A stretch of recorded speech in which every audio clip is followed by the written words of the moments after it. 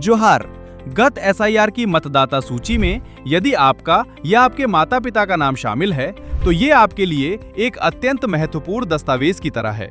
SIR यानी विशेष गहन पुनरीक्षण अभियान में आपकी ये विवरणी घोषणा प्रपत्र यानी डिक्लेरेशन फॉर्म के साथ अपलोड करने के लिए एक मान्य और महत्वपूर्ण दस्तावेज है।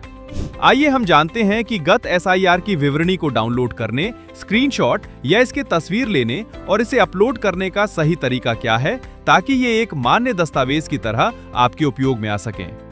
आप ECI नेट ऐप या voters.eci.gov.in पर गत एसआईआर की मतदाता सूची देख सकते हैं और इसे डाउनलोड भी कर सकते हैं।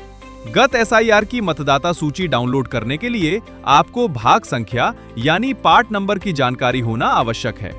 पार्ट नंबर और मतदान केंद्र संख्या समान ही होती है, यानी यदि आप गत एसआईआर में अपनी मतदान केंद्र संख्या जानते हैं तो पार्ट नंबर वाले टैब में उसे दर्ज कर उस मतदान केंद्र की मतदाता सूची डाउनलोड कर सकते हैं।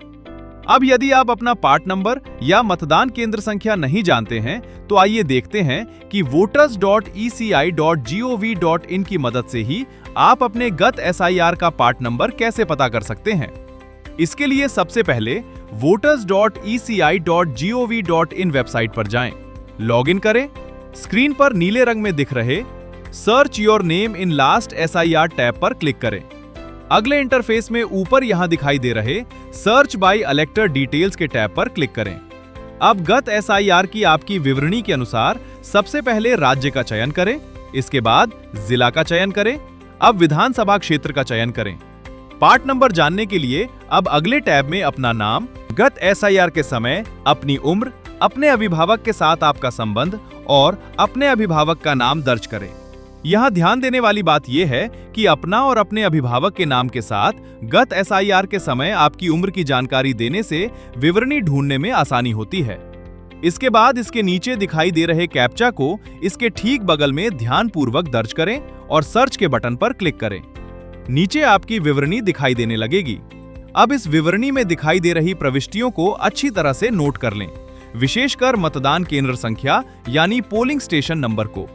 अगर आपने इन जानकारियों, विशेषकर मतदान केंद्र संख्या और नाम को नोट कर लिया है तो अब ऊपर दाहिनी तरफ दिखाई दे रहे search in last SIR electoral roll tab पर क्लिक करें। अब सबसे पहले अपने राज्य का चयन करें।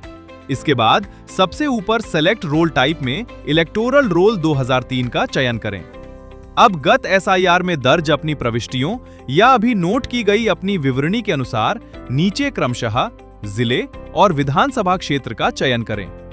अब यहां सेलेक्ट पार्ट वाली जगह पर अपने मतदान केंद्र की संख्या को सेलेक्ट करें जिसे अभी आपने नोट किया था।